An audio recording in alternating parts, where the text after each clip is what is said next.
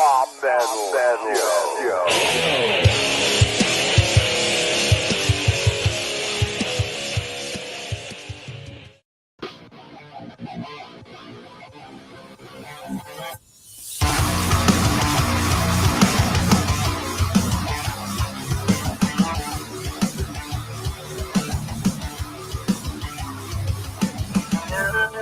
into the mirror, who is that? She seems in a deja vu happens again.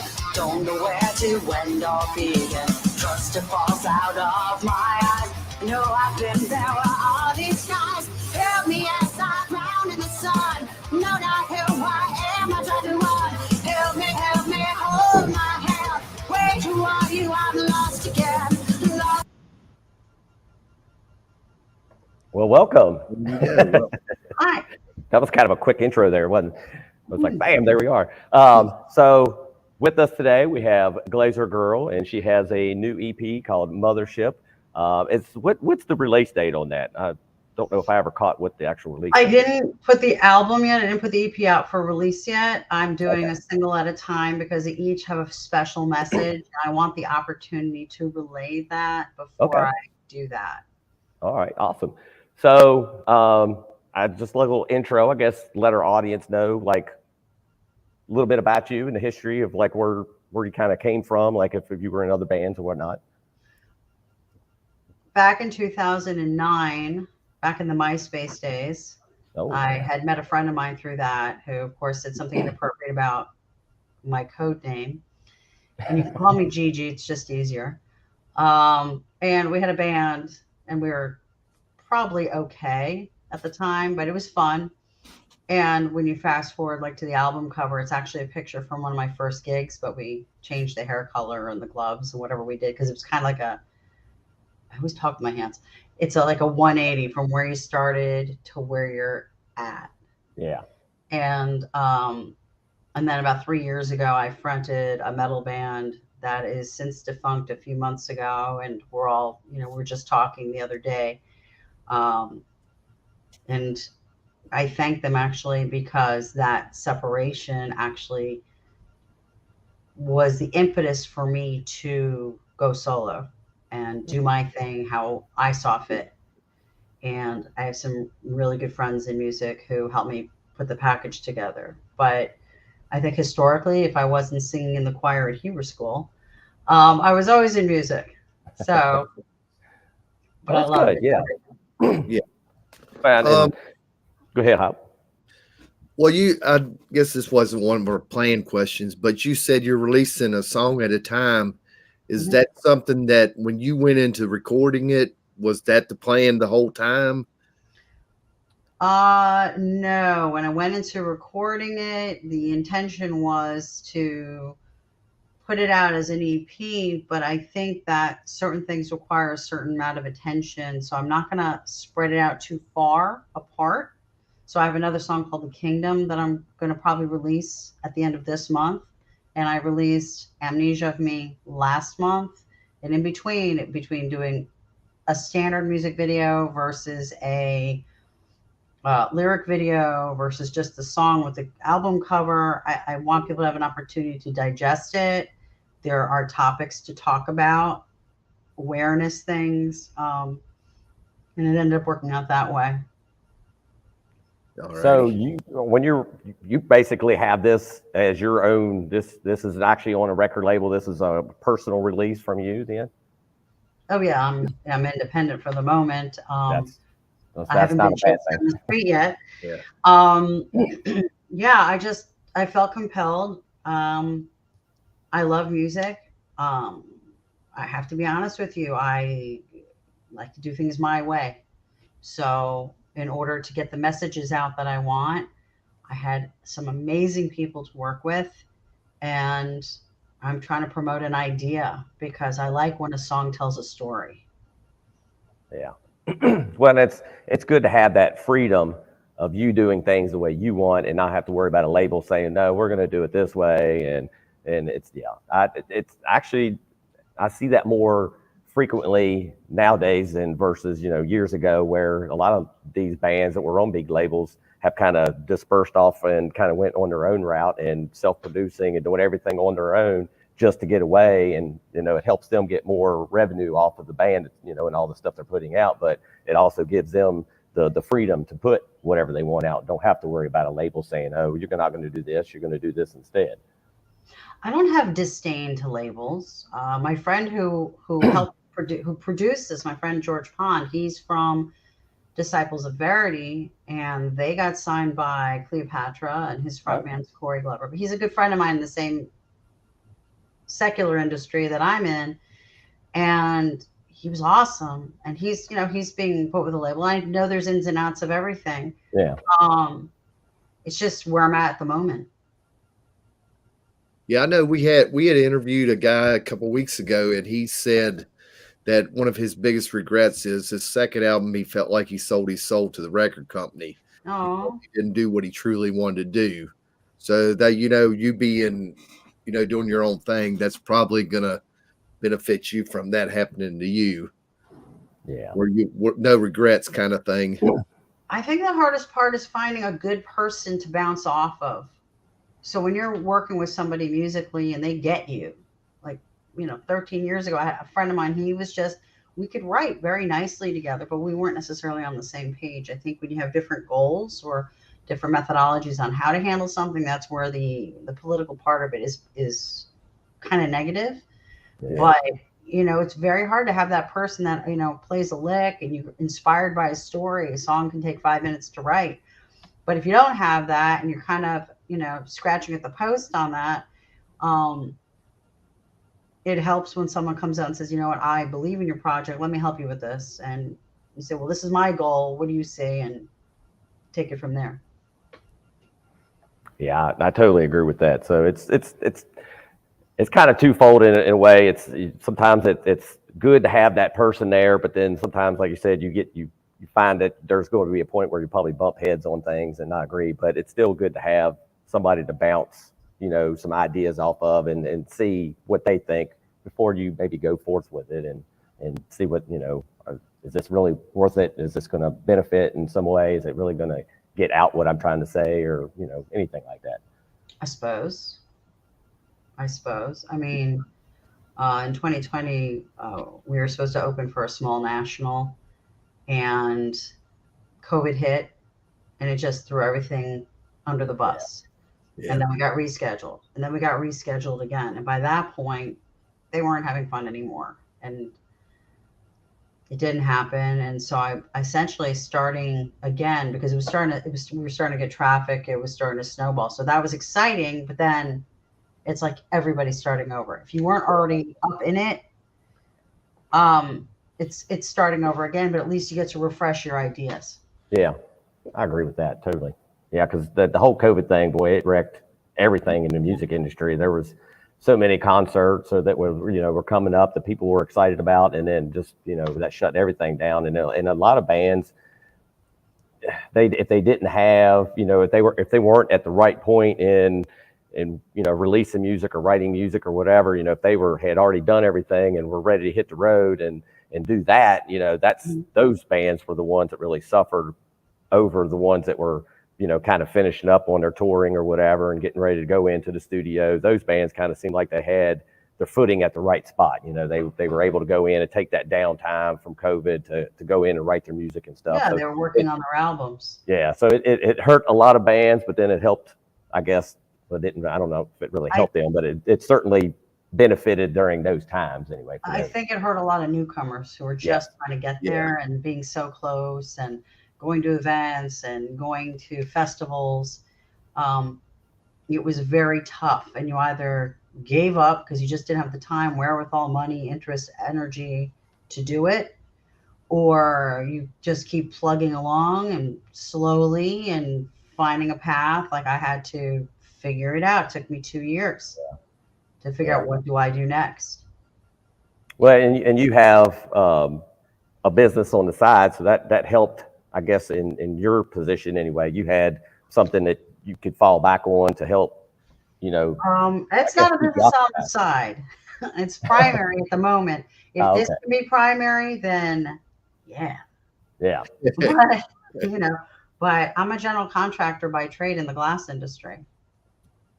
So, I mean, So I'm sure that probably keeps you busy for the most part there anyway by itself. Friday, but Saturday, Sunday are mine. Evenings are mine. So when you're working on your music, I would fly out to New Jersey to record, you know, or yeah, I'd fly up, and a lot of my people are from the Northeast. And I figured, hey, here's a chance. I'll go do that. And I'll fly for like 2 days or a day and a half. That's it. Because I had to get back to work. That's the reality of if you're going to do this, you still got to pay your bills. Amen. You said you fly out to New Jersey. Why did you decide to record in New Jersey then?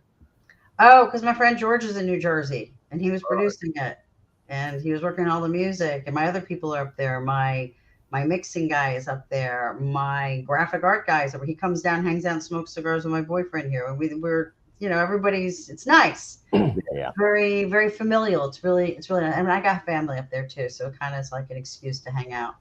Well, I know when we interviewed Kenny Dubman, he's from up at that area, and he was talking about the New Jersey scene, you know, when Skid Row was on the scene and, you know, Bon Jovi and all that, how hot the New Jersey scene was. And really, we knew it was big, but it was a lot bigger than I think we realized what it was back in the 80s.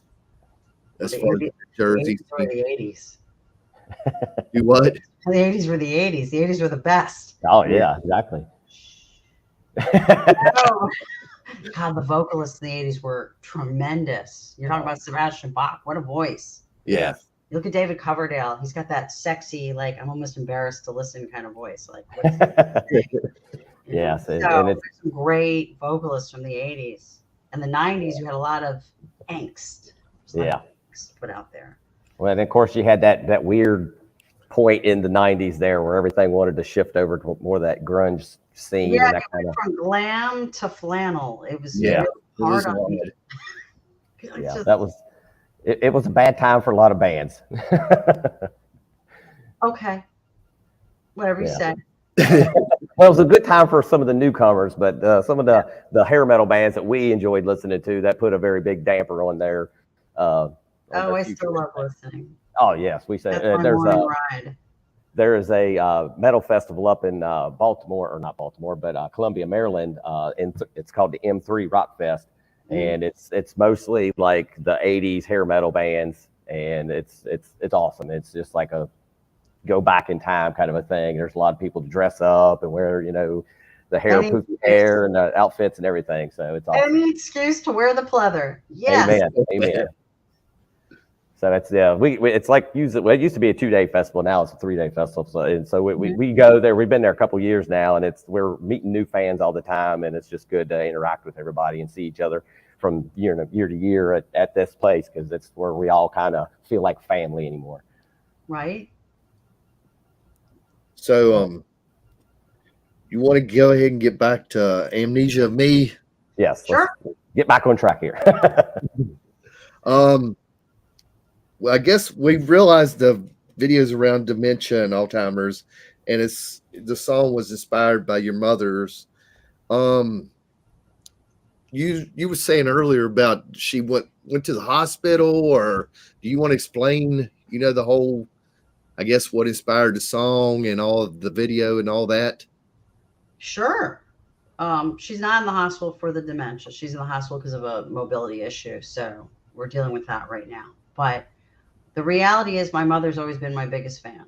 And when I was in college, she flew up to see me in a play, or if I had music, if I was with other bands and we had rehearsal in my house. I don't have a dining room table. I have, you know, monitors and amps and guitars and bass and drums. It's in my living room. So it's like a big pile of equipment. So she would come hang out. She would just sit there in like the big leather chair, and she'd call my father and say, "Oh, I'm at the house. I'm going to watch music now." You know, she was in her 70s at this point. And she's in her 80s now. But, you know, she just has always been my biggest fan. And she grew up in a very musical family where they had chamber music concerts, and her mother was a Juilliard trained pianist. So music was always around my mom. So she was my biggest fan. And when I did this project, she was already in the starting early stage dementia. And I told her when the EP was done that I'm going to cry breathe. I told her that the EP is being named for her. It's being called Mothership because she's the center of the family's universe. She is the mothership of the family. We're all her little planets, her little ships. We all come to mom. Our father passed 5 years ago, so it's been hard. And Amnesia of Me is really about forgetting the self. And it's from the eyes of the person who's in it. When I look at her and she has days where, I know I mixed up today. And there are other days where she's like 10-second Tom from that movie, and you tell her a story. And again, she'll say, well, what's new? And it's been, I'll tell her 5 times because you can't correct her. It would make her feel badly. Yeah. It makes it worse. So Amnesia of Me, if you're watching the video, there's a baby, that's actually my house I grew up in. And that piano was my grandmother's piano. And it's spinning in the video, and you're going to see that there's a bunch of pictures, and then there's less pictures, and then there's like one picture, and that's representing the memories that are leaving. So, it's tough. I wanted to bring awareness to what it is from the caretaker perspective versus, someone on the street saying that old lady's crazy. No, she's dealing with something. And part of her mind is dealing with it internally. She'll wake up from a nap and ask for her mother and father. Well, they died 40 years ago. Yeah. Where she still asks for my father. And it's always new every time I tell her he passed away. Really? How come no one told me? But she was there when he took his last breath. Wow. So I called up the Alzheimer's Association to link up with them to see if there was anything I could do to promote the awareness. Rock music's great, but I like a story. And this was very important to me. And even though it's number 3 on the EP, it's number 1 as far as the release, because I wanted, while she could remember some of it, enjoy it. But every day it's new when I say, Ma, you started my video. She's like, I did? So every time I tell her the album is name is for her, she's always surprised now. It's like it's always something new. So I guess that's the upside of the illness, is something seems like new. But sorry, excuse me. No, you're fine. You're fine. But it's a very important song to me. And I actually have hashtag music moments on it to also draw people back to Alzheimer's Association. That's why there's a lot of purple in the video for awareness for the color. I had purple pieces in my hair. The stripe across my eyes was purple. It was all related to that. Sorry. You're fine. No, I get it. It's totally understandable. Yeah. Yeah, because my wife's grandmother, she passed away several years ago, but just kind of the same thing with her. You would go visit her in the hospital, or she knew who you were sometimes, and other times she didn't know who you were. You had to tell her. And so I was there several times with my wife, and so I've been there and had to deal with that myself. And I think on my father's side of the family, there's a little bit of that going, and I'm starting to see things in my grandfather as well. So it's just probably a matter of time before I'll be dealing with it a lot harder. Yeah, well, I'm very grateful at this moment in time. She's still got her long-term memory. She still knows who we are. She has the occasional day where, one time several months ago, I had nurses to help her to keep consistency around her, of who's around her. Even at the hospital, they're there. So she knows who they are, because she's in a strange place and it could have gone totally awry. But thankfully, we're not at that point yet. Let's talk about something fun. That's okay. not fun. We could totally do that. Song, though. I mean, I love the song. I mean, I get into it. I hope people, that's why I'm doing the lyric video, because I love when people sing along. What was in the 80s, probably we didn't have all those things, and we would sing it incorrectly. Yeah. And, someone will correct us, but it was still fun. Oh, yeah. I would go back and do it all over again many times. I wouldn't change a thing. I don't know if I would go back and do it all over again, but the music was awesome. Oh, I would. In a heartbeat, I would. So, all right. So we'll get on the happier side of the song. So you have a special guest guitarist on this song. Yeah, Zack Miranowic. Okay, so how did he come into the He picture? was from Disciples of Verity. He Okay. works with George. They're all, it's all kind of a little incestuous, right? No, but no, he's a great guy. And I was asking George, I said, George, I want to put a solo in there, but I really don't know who really to talk about for that in particular, because we were trying to come up with ideas on that. And he says, well, let's talk to Zach. And he was like, yeah. And he's doing a lot of his stuff on his own too. He's a terrific guy. So he put that together for me, and I felt it represented the sound I was going for. So well, definitely kudos to him for that. Sounded great. So all right, Hop, you want? Oh shoot, I've done completely lost my place. Well, I'll throw this in here, and then I don't want to get you upset or anything, but I do like the fact that you included your mother in that video, and I thought that was very, very appropriate. And I'm sure that you saying that she was your biggest fan, that probably meant the world to her, for her to be in that video with you. So, yep, in that moment, yes. All right, I got my question now. Okay. Where does Glazer Girl? I mean, oh, I'm so happy you asked that question, right? Because we were talking about that earlier. Yeah. No, it is not. Oh, I did miss out. I'm in the glass industry. I am a glazer, which is spelled IER. And when I was trying to find a title on my MySpace page, I was like, glass chick, glazer girl. I was trying to get something that I could have an email with. And I was like, screw it, I'm just going to do Glazer Girl. And that's how I met my friend from a band I was in 13 years ago, because, of course, called me and said something inappropriate on MySpace. And then we've been friends ever since. So it's really the industry I'm in. It's not anything more lurid or exciting than that. And sometimes it's good not to say how you got the name or where it derived from, because it keeps people thinking and wondering, and you never know. But it's a very fitting name. I think it works pretty well. So now I have my new nickname, Gigi. I'm like, what is that? And that was my wife's mother's. Oh, that's what we call her, was Gigi. So that's what all the grandkids called her, was Gigi. So that's very, very familiar for me. Somebody. Yeah. So.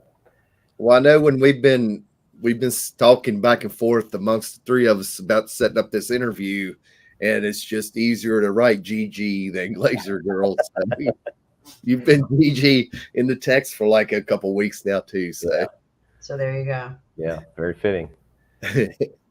All right, so on your EP, you mentioned that we had 5 songs on there, and we got to listen to all 5 of them, and they're all great. I really enjoyed every single one of them.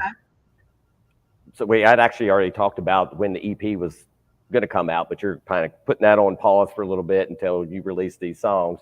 But in the end, do you think it'll probably be before the end of this year then when it actually comes out? I'm trying to. It's really a question of my being able to put together videos to go with the music. It's very time consuming. You don't always want to use the same people twice. You want to vary it up for the viewer, making it so they're not expecting the same thing every time. Unless you know people who are very eclectic in their choices, in which case you can, or you go back and forth for different purposes. One person might be better at a lyric video. One person might be different for a lyric video. So one person will use drones and schedule, a regular video, and other ones will do green screen with iPhones. So it's a question of timing and being able to get that all put together. I could put the music out there, but I want to give the viewer, the listener, something to kind of have a little extra to go with it. And if I can pull that off every few weeks, it would really be amazing for me if I could do that. But I just want the listener to have something interesting. I think people today have very short attention spans. So I don't want to throw a whole album at them at once. Here's a song. Here's what it's about. Here's a video. Here's a lyric video. Maybe you want to sing with it. I know if I get a CD, and I'm sorry, I know there's cars today that don't have CDs. But I love CDs, and I have vinyl here. I think I have my original Appetite for Destruction with the sticker in it. in my little area where I keep my vinyl. I never peeled the sticker to put on a notebook like they did in high school. Yeah. And I got into the game late musically. Like we didn't really listen to that kind of music here. I grew up with like Billy Joel, Mhm. you know, Prince, Yeah. and Jazz. I didn't grow up with the Van Halen, so to speak, at the time, but I love Van Halen. You know, then you argue, oh, is it gonna be Sammy or Dave? And I'm a purist, but I love Sammy Hagar. Oh my God, he's amazing. But I love David Lee Roth. So I got in late, but I listen to everything, a little this, a little that. But yeah, sorry, I'm a little ADD. So if I get lost, You're totally fine. reel me back in, okay? Well, plus listening to that many different genres of music, probably really broadens your songwriting too. Mhm. Because when the ideas flow in, it's like, you could have a little bit of this and a little bit of that, not where you're just going down one road. It kind of gives you an opportunity where you can explore different avenues of genres.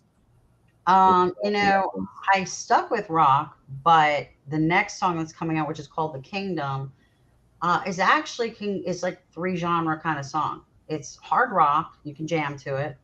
If you want to listen to the messages in it, it might be considered Christian rock. And mind you, I'm Jewish, so there you go. I'm all over the place. It's really just meant to be spiritual, like to return to the self and get away from things, because we all love things. I don't care if it's your Matchbox cars or your old Atari. What did I say that out loud?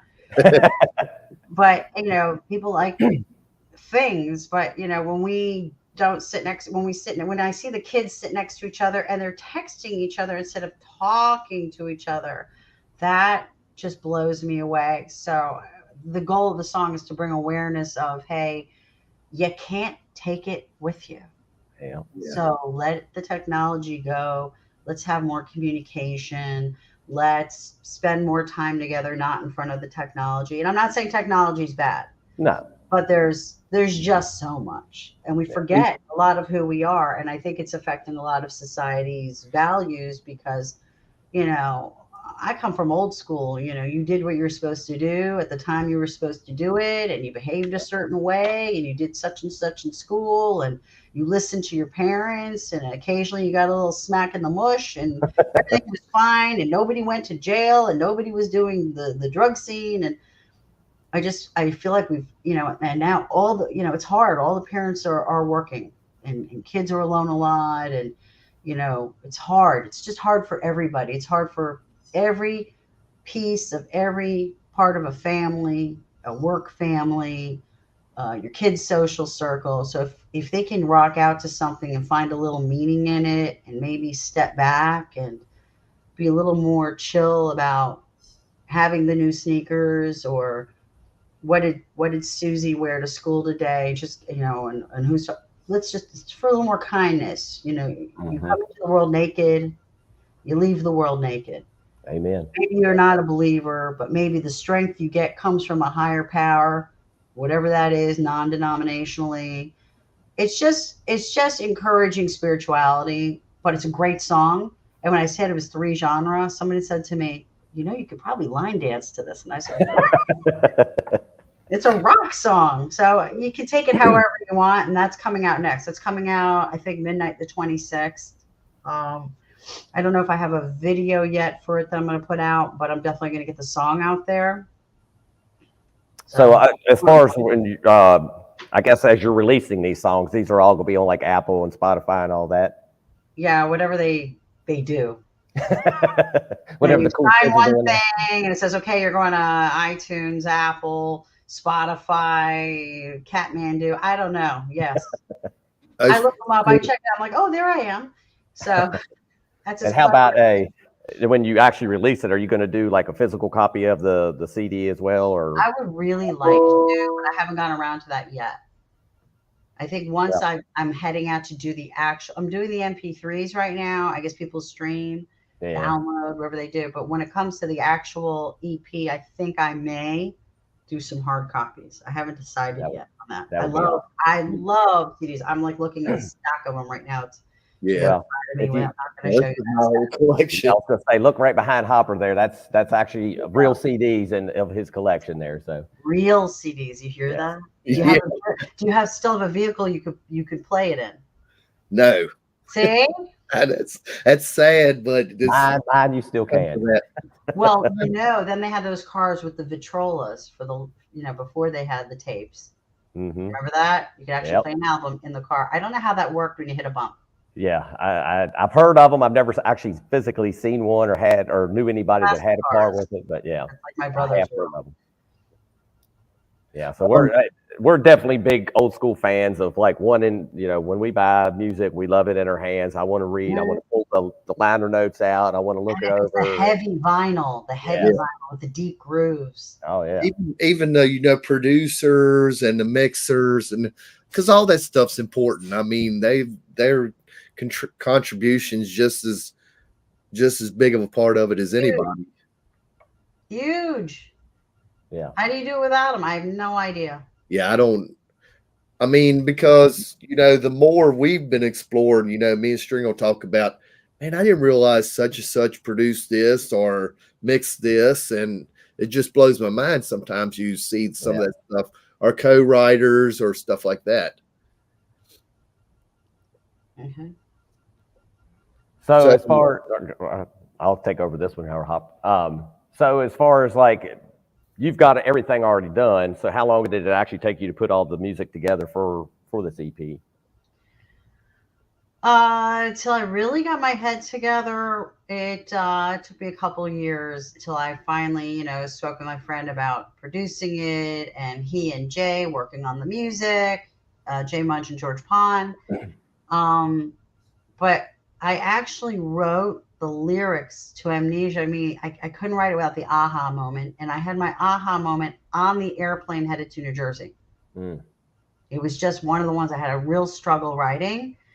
Because I would say, how do I represent this without being sad? How do you make it into a really cool metaphor? And then I'm on the flight. So these people are probably seeing I had earphones on, and I'm jamming to myself, and I'm writing really fast, scribbling. And it sometimes happens that way. Yeah. One of the other songs called The Liar's Way, I had a really hard time with writing, and I talked to George, and I said, maybe the guitar part was a little different, and blah blah. I was having an issue trying to get my lyrical melody going to make lyrics make sense. And when that finally clicked, was again another session up there. So sometimes I have the aha moments here, but I don't always have the right person to work with on the rest of it. So I am looking for somebody locally to work with, to bounce off of, not to change who's working on my stuff for productions and mixing and all that. I am ecstatic. But just to have someone to bounce off of, it's tough, because I can present an idea, and usually people are writing their music and then they're throwing in their lyrical melody and their lyrics. I kind of do things in reverse. I have my lyrical melody. I know where I want to go. I can hear it. I just have to have somebody understand where I'm coming from to present the idea. Gotcha. So did you handpick your band, or did people? There is no band at the moment. It's just me. All right. It's a solo project, so I don't know. I think at some point I'll put that together. I think I was just dealing with the process of writing. But you had, let me see if I have the picture up here of the back of it. So George was the producer, and then you had Jay Munch and George were writing the music, music, and we were in discussion. Okay, this is how I want this to sound. This is what I'd like to change. I think we represent this more. We'd go back and forth, and okay, that's awesome. Yeah, well, I can tell you, the music portion of it, it's just the production. Well, the music and the production, everything of it, it all sounds really good when it's all put together. Thank I was you. really impressed. Yeah, they did an awesome job. Awesome. Yeah. I had kind of done a little bit of research and trying to look these guys up, and and like you said, I then forgot the name of the Vision of Divinity. Is that what's the name of the band? Disciples of Verity. Disciples. I had never heard of that band, and then I started looking into it, and I saw where you know They're doing really well. Yeah, They're doing very, very well. They're getting a lot of attention. So yeah, and I watched the George is video. amazing. He just puts things together so easily. He just like, I'll call him, dude, I'm in the middle of writing a bass line. I gotta go. Okay. Well, it's good to have those people, you know, that help support you, and then But they're nice people too. They're people I want to have lunch with. You know, they're cool. Yeah, and that's a good support group to have right there. And then, like you said, if you got a question, if they're not doing their bass solo and working on their bass rhythm or whatever, that hey, I got a question for you. Yeah, can you help me out? Oh yeah, he's just. Everybody's great. I had great people. I had on mixing Charlie Barzanski. I used for my mastering Rogue Planet. My graphics were with RayOK.com. Ray's awesome. What a super guy too. Lyric videos are from different parties. This one's going to be from Jake and Jacob Glover, and I got some other people working on a few other parts of the project that I'm in touch with right now for other videos. My video production, actually, Viviana Acevedo from V World Entertainment, she was with HBO Latin America. We happened to meet at a logo release of a mutual friend, and we started talking, and now she's working, she just got a position with a company doing the voiceovers, and she's running the show. She's a very smart lady. I like her a lot. They're good people. Joyce Kahn. I just had a really nice team around me, and they're all really nice people too, which is a plus, because when you work with people who are wretched, you feel wretched, and they're very genuine. So I like that. Yeah, that's definitely a big bonus to have right there on your side. So absolutely. I guess we'll go ahead and what are some of your influences? I know we talked about the 80s, which everybody, you know, all of us are big 80s nuts, but I mean, who is your musical influences, I guess? I loved Chris Cornell. I liked how he put it out there. He really represented emotion. Lane Staley, I hate to say this, but I call it heroin angst. He was amazing, from Alice in Chains. Wow. Yeah. I love Ronnie James Dio. I named my cat Dio for him. Problem is, Dio sounds too much like when you say no, Dio. Now I have to call him Jasper. But he's for Ronnie James Dio.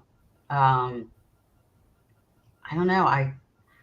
On the one hand, I get excited about people who are tremendous vocalists. On the other hand, what's more influential to me is how they emoted, because I always found that to be a tough area when writing music. How do I get away from just being technically sound and actually sharing what I'm feeling? And it's very hard to do. So when I found that I was listening to certain people over and over, it was because of that. I mean, when you listen to old Billy Joel and you listen to like Zanzibar, you feel like you're in that moment that he was in. Old Vienna, you know. Or if I listen to Prince and how he used his voice in so many different ways when he did his funk, is just wow.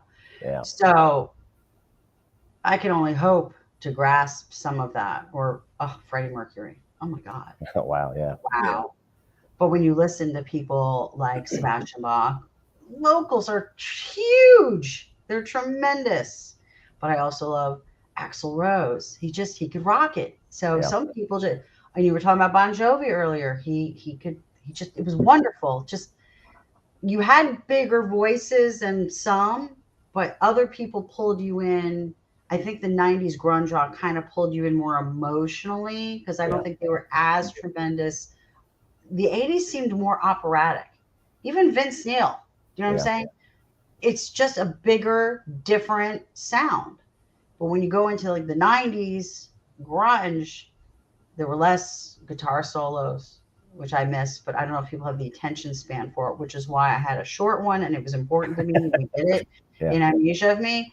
But like people don't necessarily have the attention span, but all these pieces of that time and modernizing it to today, the vocalists who could really pull the emotion out of the song, they weren't always received as well as they could be, but wow, that meant something to me. I think because I had difficulty getting that across in the beginning. I was worried about, okay, am I on pitch? Have I my tempo? Am I this? I'm looking at all the technical aspects, whatever my vocal coach had taught me. And now I try, I'm kind of very, and there are other people who flow a little more majestically. And I'm trying to reach that part of my musical education, so to speak, with what I promote and what I put out. There's a lot of great stories to tell that belong to people. Oh yeah. You have to make people understand the stories and feel it in the music. Yeah. Team effort. Yeah. And I totally agree with what you said. You know, like in the 80s, you had a lot of feel good party, like let's go out and have a great time doing whatever. But then like when the 90s came along, you had that more emotional, it wasn't all about having that good time. It was more about, what was going on in this person's head or that person's head. And it was more of a thinking person's music, more so than just let's go out here and crank up the tunes and have a good time and party. It really made you think. And then if the vocals could pull that vocal imagery out of that when they were singing it, then that just really pulled you in even more. True. So I'm totally on page with what you got there. Is there any bands out there right now that you really have noticed that think are going to be maybe the next big thing? Or So many. You really want me to try and pick something? Well, we got time. I will tell you that the female vocalists have become really something magical.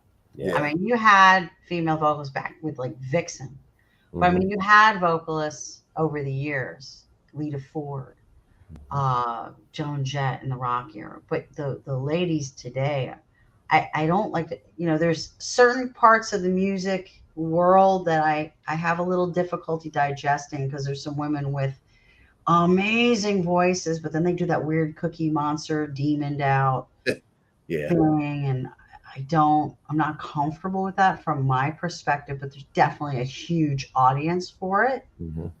But like someone who's been coming up the ranks, the Pretty Reckless, I went to see her live. You look at her and she's like a little blonde waif, but man, her voice is so soulful.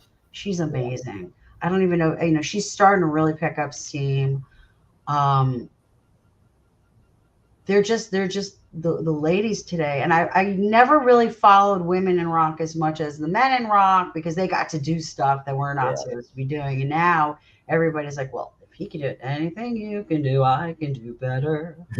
So, they're really putting it out there, and they're tremendous, their vocal skills, and they're drawing the audience in, and they're being dirty when they want to be dirty, and they're being sweet and humble when they want to be, and it's coming across, and there's a real big growth, a real powerhouse in that. We've really noticed it with our show, how much requests we get for female fronted bands, or all female bands, like Plush or somebody, The Warning. Yeah, they actually, like, we just went down to Richmond last night for a show, and The Warning, it's a all-girl sister band from Mexico, and they're really pulling up quick on the ranks, and I'm sure you're familiar with Lizzie Hale from Hailstorm. Yes.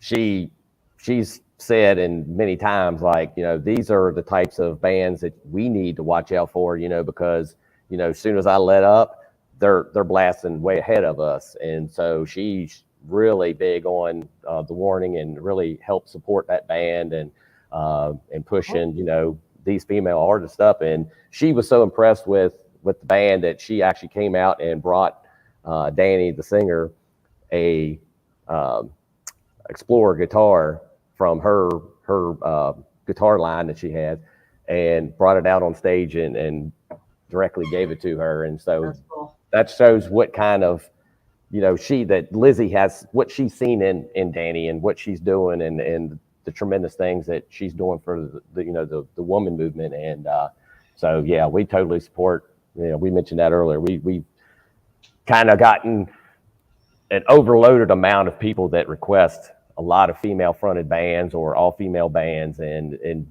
we've latched onto it, and it's been a very fun ride, and it's far, great yeah. music. Yeah. So, Lizzie Hale has a tremendous voice, and she's interesting because she varies in her sound. I mean, she Yes. really has her own sound. And when you're listening to the musicians, what is it you like about them? You could be listening to Klaus Meine, from the Scorpions, and there was just something about his sound and his whisper. But when you look at the women like Lizzie Hale, she's explosive because she has a very melodic voice, and yet she can still do the scream, but not a Cookie Monster. Very strong voice. She's just really cool. There's something to be said for that. I don't know if it has to be an all-female group as far as I'm concerned. I'm very comfortable, old school, Although my very dear friend Melissa was my drummer 13 years ago, and then again in another project we worked on, and she's awesome. So that was like cool. But the female fronted, I'll tell you, a couple years ago, I did a metal fest in Miami at Churchill's that Oski Productions puts together, and there were 28 bands playing, and I was the only female fronted one that time. But prior to that, and years before that, there were other ones where there were female fronted. It was just a question, how do you come across? Are you going to be, dressed femininely and still rock it out? Or are you going to dress, metal and wear pleather and chains? How are you going to be received? I remember doing some Led Zeppelin music and years ago, and I don't really like to do covers, to be honest with you. It's like few and far between. I'm just, they say you shouldn't do a cover unless you're really going to be tremendous with that particular cover, but it's more just a comfort of, yeah, I love to sing along, but I prefer to do my own tunes. But there are some people, wow, they put it out there, local. And, you're talking about the music scene earlier. Down here in Miami, it's a lot of cover bands, and there's some really great artists down here that are doing that, but you don't really see an original scene until you go north of the Palm Beaches, Cape Coral, which is on the West Coast.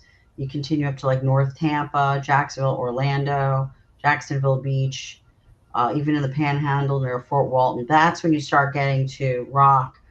And when I was, I have a friend, Steve Hensley, he's from Get Wild Entertainment, and he was my booking agent a few years ago. And there was a big metal scene. I was supposed to work in the Metal Fest up there, and this is all within the COVID nightmare. And as you continue up into the mountains, wow, you got your Southern rock. I was featured on JP Southern Band's song Slow Ride, and they're very dear friends of mine. I'm hoping during Biketoberfest, when we go up to at least see the guys, because you make friends with a lot of people you don't actually see. Yeah. You're on FaceTime, you're on the phone, you're like we're doing, and you don't actually get to meet them in person a lot of times. So, you look forward to that. The music scene, as you go further north from South Florida, is where it comes together. There's a big rock scene in Baton Rouge. You got a big rock scene in Austin. It's moving now. My friend Jack Schrader from Fresh Baked Teas, who does a lot of the concert wear, he's out in Waco, and he's telling me that San Antonio is getting bigger. I was supposed to play at the Dirty Dog which was coinciding with South by Southwest, and then everything got shut down. So I was stuck with airplane tickets. I'm like, what am I doing? But the scene has moved in Texas a little bit. But again, South Florida mostly covers. There are a few really cool places down here that do want originals, which is neat. Yeah. Ideally, I'd love to open for someone and share my original works and take that from there. Did I get off track again? The train. I feel like there's a huge flooding of bands that's all they do is cover songs, and it's good to a certain point. If you're just going out and wanting to have a good time, just drink a couple beers and not really care about who's playing or whatever. But there's a lot of us that want to go to the bar here. I think What happened? Mike, Was that on my but side? there's a No, lot of us that want to go we're good. and and see a band and and hear originals. I don't always want to hear all the cover songs, and sometimes that's a good thing. But We in those thought we were ahead of the game 13 years ago, where we would do covers and then we would throw in some originals, and some of the bar owners were not happy because they were only interested in selling the drink. And it was like, but we had some cool stuff. But I think as time goes by, it just depends. You want something familiar because you want to dance to it. yeah, Every time you learn something new. But a lot of those things that you're covering, those people were original. And they became who they became, and yeah, now they're covering what was once an original band. yeah, So if you don't take your chance and putting out what you really want to do, you're limiting yourself. yeah, I absolutely. think there's a lot of potential with a lot of people who do covers that are really skilled artists that just are content either to play for the sake of playing and enjoying the audience, and there are others who want more. And if you don't take that risk, you can't always take that risk. There's a big financial responsibility. Absolutely. And especially as our ages increase, oh, we got kids in school and I got a job, and but they don't want to work in a restaurant. They don't want to be waiting tables. And some people just want to play their music. I don't know how they live, renting a room somewhere with two other people. But people who want it, I think it was Madonna when she was on like Solid Gold, and when they interviewed her, she says, "I'm going to rule the world," and she has ruled the world. But she also, when she took her chance, I think was eating popcorn out of a garbage can. Don't quote me, but it depends. How important is this to you? Where are you in your life to even think to do this kind of thing? Who does that? Yeah, that's Got to be that important to you. It's like if you can't imagine your life any other way. yeah, Doesn't mean it should be, but there are people who sing "She Bang, She Bang" and all of a sudden become a star because they're a novelty act. It's yep, notoriety. How yep. far do you want to go? How much do you want your impression to last? Are you okay with maybe being a one-hit wonder? Do you want to continue sharing? I was listening to John Denver on the radio just yesterday, and I'm like, he had a really nice voice. He did. Yeah, it's there. Yep. He's gone. So, well, you was talking about, like Madonna. Well, I mean, the same way with GNR. I remember reading Slash talking about sleeping on his own guitar to keep it dry and so it wouldn't get stolen. Mhm. They were pretty much living on like in a old warehouse or something like that. So, they've all made their sacrifices, but that's what they wanted to do. I have allergies. I'm sorry. Uh, I think we lost one of our cameras. yeah, I think we did too. Well, now you can run with the ball. So I don't really know. The songs?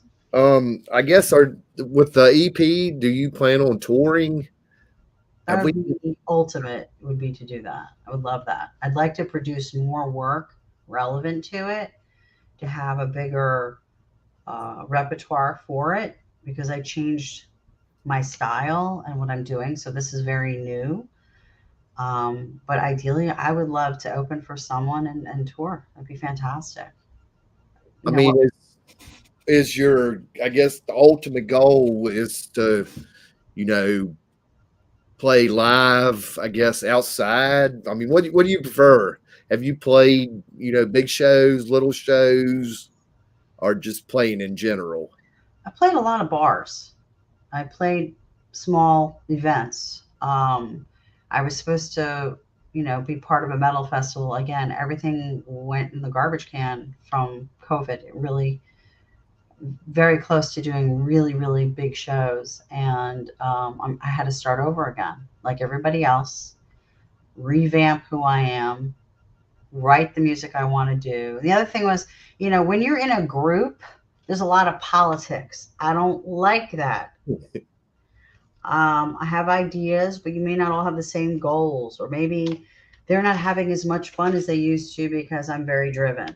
That's tough when you're like that. So when you're starting over as a solo artist, you just want to capture your audience. Do they want to hear you? Do they want to keep listening to you?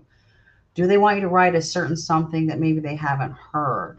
Is your voice interesting enough to maintain attention? Is the song short enough to maintain attention? Because, the big dramatic, hi there, Wow. the big dramatic songs, Kashmir, I think, was 8 minutes. And Bohemian Rhapsody was 6 minutes, if I'm correct. To capture an audience for that period of time is a different mindset.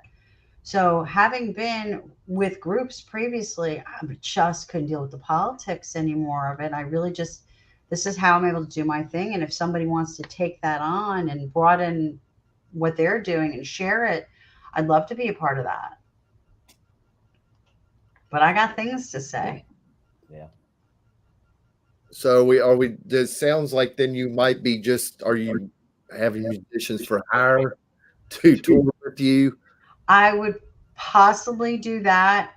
I would possibly do, some people go out there and they have their backing tracks and then they just sing in front of it and don't have a band. Other people have a band. Either way, I'm live. You Yeah. know what I'm saying? I would be live. I don't know yet what would be in the best interest of all that. I think it's a question of, as long as the sound is good, Yeah. and it makes sense, and the people like that, I want them to enjoy what I'm putting into the universe. I remember in the movie Purple Rain, there's a scene where Prince is called the Kid, and the guy who ran the place says, you're just playing what you want to hear, not what the people want to hear. But when he stuck to his guns, in the end, everybody wanted to hear it. Yeah. And it was tremendous. And I hope that to get a draw like that by, I work well with others, but I still have my goals. And it's very hard sometimes to be on the same page. Some people want to have a great time. They want to do the bar scene. I've done the bar scene. I'm not against the bar scene, but that does require a lot of covers, and that doesn't tickle me the same way. I'm very picky which ones I would want to do. I do have some in mind that actually would really excite me, because maybe those songstresses would, sorry about that. Just making sure it wasn't the hospital. Okay. Let me shut off the volume on this. I thought I did. How do I do this? Vibrate. Okay. So, where was I? I mentioned I'm a little ADD. Oh, you talking about about cover tunes. I'm sorry? Talking about cover tunes when you. Yeah. So there are a few that really, excite me to do, because I like the story behind the song. I love when somebody's telling a story versus just, I can appreciate just rocking out, but I get more out of it. What is that? Did you guys just write that? I think that's probably Wes. What? I prefer to do originals because it's coming from my thoughts and feelings. But I'm not against doing the covers, but there's a certain limitation when you just do covers. Well, I know you was talking about, playing songs that you want to play and stuff that, you put your heart into. You was talking about that Prince, for example. I think if you don't do that, well, we call it anymore phoning in the show, where you're just kind of going through the motions. Yeah. I think if you're not doing what you don't want to, if you're not doing What you want to do. Yeah, what you want to do, it's not going to be real. You also have to stay within a genre that's relevant, though. Active rock is a big thing. I was speaking with Carrie Ann Grove from Rock's TV Radio, and she says that I come across rather as modern rock. And I was thinking modern rock. I'm thinking 80s, thin black ties and really zazazing hair. But she's just saying from the active rock perspective, it's just a modern take on it. So I think you have to, that's what's on the radio. That's what's going to be on Octane. That's what's going to be on Ozzy's Boneyard if you're listening to satellite. So you should still have your own sound. You still have your own thought process. You obviously want to surround yourself with the best musicians possible, because that just makes everything elevated. But you should try to meet something the public will enjoy. When grunge came out, it was a total out of left field from anybody who was 80s music. It was like all of a sudden glam rock got slammed in the door. Here comes grunge. And it had a listening pool. Where did the listening pool come from? It was just so unheard of at the moment that people got excited.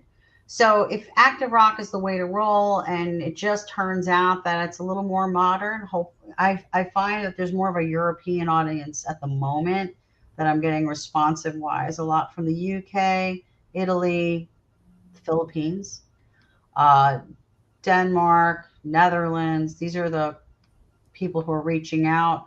I'm trying to get a US base. I just want to share it. Just, I'm having a great time doing it. I want everyone to jam out. Yeah. And, you spoke about, the European audience, that it just seems like, I don't, and it's been like this for years. It seems like the US audience is always harder on the bands than any other country. And we've seen it, with multiple bands, across the board that we've reviewed or did, just been listening to over the years, like how big they are in Japan and Europe and all these other countries. And then when they get here, like the album sales are just nowhere close to what, and it's more on the non-mainstream type of stuff. Now the mainstream stuff here, it's always popular, but I don't know, people like Rammstein out of Germany. Yeah. They're huge. They're more metal and electric, and they've got their own comeuppance over here in the United States, but they were mostly European. There are a lot of bands that who likes to rock out where. You got a lot of music. You have people from the Ukraine, you have people from Germany, you have people South Korea, you got K-pop, but even they listen to rock. Yeah. And they actually are pretty cool about more glamorous probably than what we've seen as of late from way back when, just a more speed metal sound. But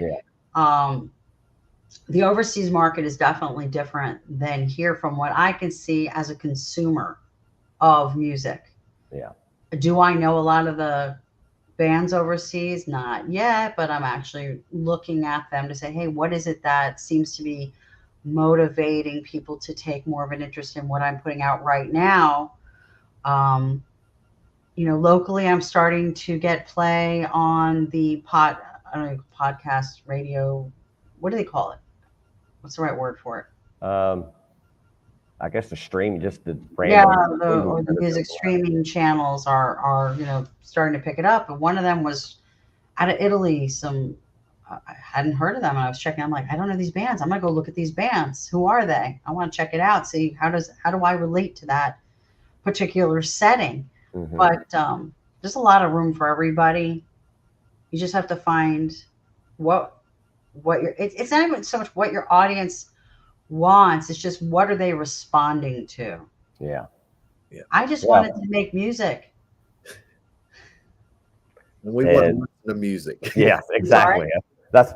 We definitely want to listen to music. That's what we're all about here on, it doesn't have to be the latest, the greatest, the newest, whatever. We like the stuff that it's been out for a while. We still love going back and through our CD collections and pulling out that, random, CD that really didn't get all the airplay like all the other popular 80s songs and whatnot did. But, it's just all about, it's just kind of what you're in the mood for too. I'm listening to a lot of 70s music right now. I'm having a lot of great stuff in that. Yeah. There's some really great stuff. There's some not so great stuff, but there's some really great stuff. Yes. I think every year. I'm like, wow, and I'm trying to think, would that be really cool if it was made more metal or made more hard rock? I mean, I can sing anything. I can sing country. I can sing rock, but you have to also be into what you're putting out there. You have to enjoy it yourself. I think that's a big thing. Each song, and I know it's only 5 on this EP, each song has its own value. I think each song has its own sound. We talked about 2 of them. We talked about The Kingdom, and we talked about Amnesia of Me. When you talk about a song like Chilly Flower, oh my God, did you get to hear that? You heard all 5, right? Yeah. So Chilly Flower is actually about a friend of mine. I'm not going to say where or who, except that when he was a small child, The house he lived in backed up to a wall, and on the other side was commercial versus residential. And there was a robbery, and a guy jumped the wall, and his mother had a garden, and he dropped the gun in the flowers. So here's this 4-year-old, and he sees something shiny in the flowers. Well, it's called chilly flower because a garden's about warmth. It's about solace, peace, a place to meditate. And here you have a little kid who finds a gun in the garden and points it at his older brother. And thankfully, there wasn't a real tragedy, that the brother was able to get it from him and give it to the mother. And there's a line in the song, Mama's hand gets burned by the sun. And it's not the sun, it's not solar. It's not even a hot gun. It's just the sun giving her a weapon that was found because of a criminal activity. So, you know, each song I think is relevant to what goes on today. It was not the intent. Oh, we have thunder here. Do you hear it? No. It's a big storm. I have a generator. We're good. Oh, okay, good. So, yes, that was like the first thing I did was put in a generator. But when you listen to Don't Weep, that's about domestic violence. That came from a story I heard amongst people that I know. They were talking about another friend of theirs and a woman who couldn't seem to either not see what she got herself into or was unwilling to get out. And there's a line in the song, fear is her scent, but who pays your rent? And that could be male or female. Why are you staying in it? You're afraid to go. Why are you staying in it? You have a need. Why are you staying in it? You don't know what to do. You can't see your way out. It's not a judgment or a criticism. God bless the people who make it through the rain. And we need to be aware that there are people suffering in a really terrifying situation. And sometimes they try to reach out, and none of us want to be involved, right? Nobody wants to be involved. There's be lawsuits. But truth be told, there are people who do need a hand. They need an ear. Yeah. They need, you know, it's like when someone says, hey, I'm going to move. Where are you going to move? Well, what stays the same everywhere you move? The individual. You got to change you. But you can't do that while you're feeling trapped in a situation. You know, you look into the abyss and you see darkness, and it's only when you look up into the light you realize there's a way out. But how do you get there? It's a tough road. Yeah. I don't wish it on anybody. Yeah. I don't want to even represent that I really know about this. Again, it was based on a story I had heard. That's where it comes from. A lot of these things come from that. Yeah. The fifth song, which is called The Liar's Way, maybe we'll all relate to, is essentially, have you ever been in those moments where you could tell the other person's really falling for you and you're really into them, but you're not quite there, and you're kind of warning them, don't fall, run, but I'm really enjoying you. Yeah. Don't fall. I'm really into you, but I'm not at that part. And that's hard. So when you lie, you're not even being a liar. You're lying by omission. You're omitting the fact that you're not there. So everybody becomes the liar at that point, not with intention necessarily. I'm not talking about people who are intentionally horrible and rotten and doing mean things to people. I'm talking about you find yourself sometimes in a circumstance where you really want to love that person. You know they're into you. You really want to get there. You just can't get there. So I think they're all relatable. Yeah, I think you nailed it right on the head. If nothing else, you have at least one or two songs that is very relatable. Where are you? I'm right here. Something just happened. Hang on. Oh, okay. Hi. I think popped up. Oh, but yeah, I think it's something there for everybody, and you're going to at least have one song that's relatable for it. And I think each song is uniquely different in its own little way. There's nothing that sounds, it's not like the same song being repeated with different lyrics. It's definitely, each song has its own individual flavor, and through, it's very, very good album. And I think you did a very good job on it. Thank you very much. So, Gigi, I just pulled myself back on the screen because I've been watching and listening the whole time. And gosh, there's so many parallels that I've heard and seen from what you've talked about with making music and doing your thing, and what's inspired you to every other business in the world. I mean, it's what my wife and I do, and it's what I see String and Hop deal with on, and so on. I mean, you just told a great story throughout this process. So I just wanted to chime in while the dogs weren't barking and share. It was inspiring. The cats weren't involved with jumping around. Yeah. so thanks for sharing all that. I mean, it was just powerful. Thank you. I try. Greg, you got anything else? I don't, and I was trying to quickly look over any other questions. I don't think I there didn't was see Any questions, guys? I see Melody from Japan says hello at 4:10 a.m. So Melody, Oh, yes. being with Hey, us. Wow, so we got, that's awesome. We got Tokyo chiming in there with us. That's very cool. Very cool. So Gigi, we greatly appreciate your hanging out here with us. And actually, I told you early on, I hoped we had enough to get us at least a half hour, and we like to talk. So we succeeded in breaking that hour. So we greatly appreciate you hanging out with us. I don't have my glasses on. I can't even see what time it is now. We got about almost it's 11 minutes after 3. So wow. Okay. So, but yes, we greatly appreciate you hanging out with us and putting up with us for this hour. And no, I appreciate you. Thank you so much for having me. It really meant a lot. I sincerely appreciate that you've included me in your podcast. I hope that you get a lot of positive responses. You guys have been terrific. Thank you. Anytime. Thank you. And we hope you all the success with this. And thank you. I hope everybody enjoys the Mothership EP. I know we're only doing one song at a time, but I think I want to give people time to digest each song and be able to give them something to look at. It's a cool way to do it.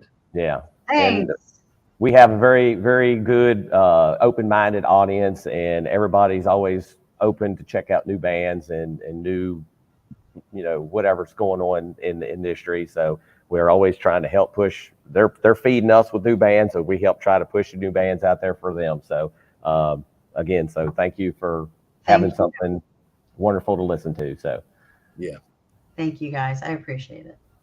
All right, so hang out. We're gonna end the live here, but then we'll be good to go. Okay.